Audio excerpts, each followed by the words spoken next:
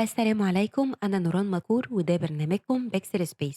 النهاردة هنتكلم عن 10 أخطاء اوعى تعملها لو عايز العميل يختارك. أول حاجة، لو ما عندكش بورتفوليو. البورتفوليو هو سي في للمصمم، من غيره العميل مش هيقدر يقيم مستواك أو يعرف انت واصل لحد فين بالظبط في الوظيفة اللي انت مقدم عليها. اعمل بورتفوليو اونلاين على دريبل أو بيهانس أو أي موقع شخصي بسيط. حتى لو انت لسه مبتدئ اعمل مشاريع وهمية، سواء سوشيال ميديا أو براندنج أو أي حاجة أنت متخصص فيها، عشان توريهم مهاراتك واصلة لحد فين. تاني غلطة، البورتفوليو مش مرتب أو موجود بشكل عشوائي، حاطط مجرد بس تصميم كده أي كلام ومن غير أي نصوص، من غير أي حتى عنوان يوضح المجال لكل تصميم. لازم تتفرج على شغل كتير سواء من الزملاء بتوعك أو تتفرج على فيديوهات مقدمة نصايح لترتيب البيهانس. ولو مفيش تخصص واضح العميل هيتوه ومش هيعرف انت بتتميز في ايه بالظبط. زي ما اتفقنا في الحلقات اللي فاتت، لازم تتخصص في حاجة واحدة وتتقنها جدا عشان تتنقل للمرحلة التانية. لو انت البيهانس بتاعك فيه شوية شعارات على شوية سوشيال ميديا على شوية اي يو اكس، العميل نفسه مش هيبقى عارف انت شاطر في ايه بالظبط. هيبقى متشتت من كتر التخصصات اللي انت حاططها في البورتفوليو بتاعك. لذلك لازم تحدد تخصص واحد وتركّز عليه وتبقى شاطر فيه.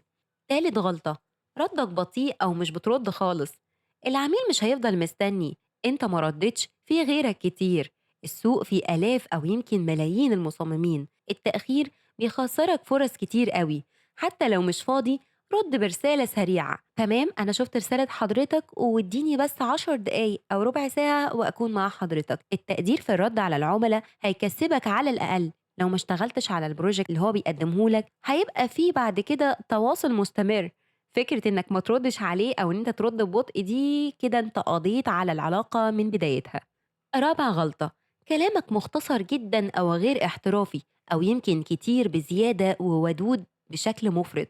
ردود زي تمام وحاضر من غير أي تفاصيل أو أسئلة بتبين إنك مش مهتم أو إنك مش بروفيشنال. دايما اسأل إيه الهدف من التصميم، إيه الريفرنس اللي بتحبها، مين الجمهور المستهدف، إيه المنصة اللي هنشتغل عليها. أسئلة كتير قوي لازم تتسأل للعميل عشان يفهم إن أنت بروفيشنال وإنك مهتم توصله للي هو محتاجه. خامس حاجة، الأسعار مش واضحة أو متغيرة كل ربع ساعة. لو سعرك بيتغير من مرة للتانية أو مفيش تسعيرة ثابتة العميل هيبدأ يشك فيك. اعمل قائمة بالأسعار مبدئية وضيف خانة لحسب الطلب للمشاريع الخاصة. مثلا أنا عايز منك تصميم سوشيال ميديا بس هخليك تعمل لي فيه حاجة 3D، فطبعا ده سعره طبيعي يبقى مختلف عن سعر تصميم السوشيال ميديا العادي. وكمان في حاجة كمان، سعرك لو منخفض زيادة وانت مستواك كويس وبروفيشنال ما ينفعش خالص يبقى سعرك متدني. ده مبدئيا ممكن يشكك العميل أصلا فيك إنك شخص بتقص وتلزق، وإن كل الشغل اللي عندك على البورتفوليو بتاعك ده مسروق. سادس حاجة، مش بتفهم البراند أو المشروع قبل ما تبدأ تنفيذ.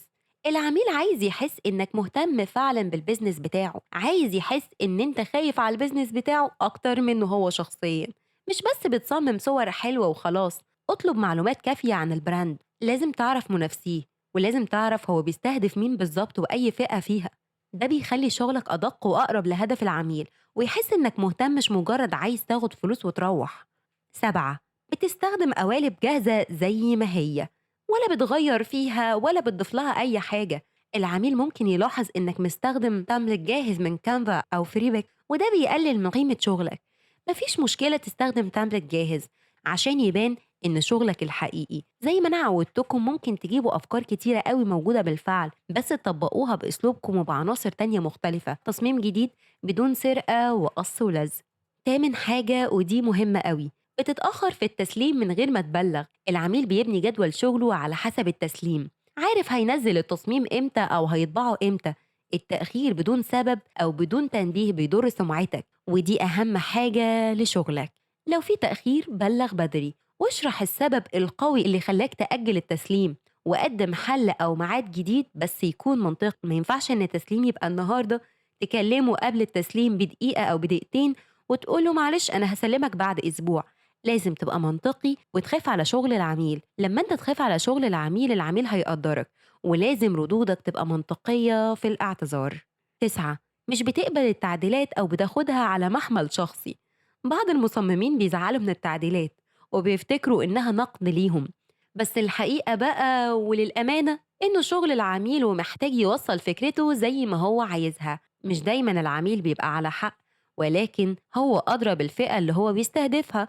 انت آخرك إن انت تنصحه: لا يا فندم، بلاش نعمل التعديل ده عشان ده مش في صالحنا. لازم تبقى دارس تسويق عشان تبقى عارف ترد على العميل وتقنعه إن ده مش في مصلحته التسويقية. ولازم تقدم له أكتر من اقتراح. لو هو مثلا معجبوش التصميم ده وقال لك غيره كله، ما تاخدهاش على محمل شخصي. ممكن وقتها تقدم له أكتر من ريفرنس عشان هو يختار منهم اللي أقرب للتصور بتاعه. وقتها هيبقى بدل ما تلف في 7000 فكرة، هتلف في فكرتين، هتلف في فكرة واحدة. هتعرف إيه الأقرب لوجهة نظره وتطبقها. اسمع التعديلات بهدوء وخليك مرن، واسأله مرة كمان: تحب أوريك النسختين ونقارن؟ النسخة القديمة والنسخة اللي انت عدلت عليها. 10. الغلطة العشرة والأخيرة: مفيش متابعة بعد التسليم. لما تسلم الشغل وتختفي، العميل بيحس إنك كنت عايز تسلمه وتخلص. بعد التسليم ابعت رسالة حلوة للعميل واكتب له فيها: لو احتجت أي تعديل أنا موجود ومرحب بيك في أي وقت. ده بيخلي العميل يحس إنك محترف وجاد، وإنك مش مجرد استلمت الفلوس وخلاص هرب. نصيحة أخيرة: كل عميل هو فرصة لعلاقة طويلة، مش بس صفقة واحدة وخلاص وبتمر. لازم تبني شبكة علاقات ممتازة مع عملائك. لازم تسألهم كل فترة لو هم محتاجين أي حاجة، بس طبعا ما تزنش عليهم كتير لا يعملوا لك بلوك. ودي كانت نهاية الحلقة. أشوفكم في حلقة تانية، وشكرا إنكم كملتوا الحلقة للنهاية. تنسوش تدعموني بلايك وتشتركوا في القناة، ولو عجبكم الفيديو اكتبوا لي كلمة حلوة.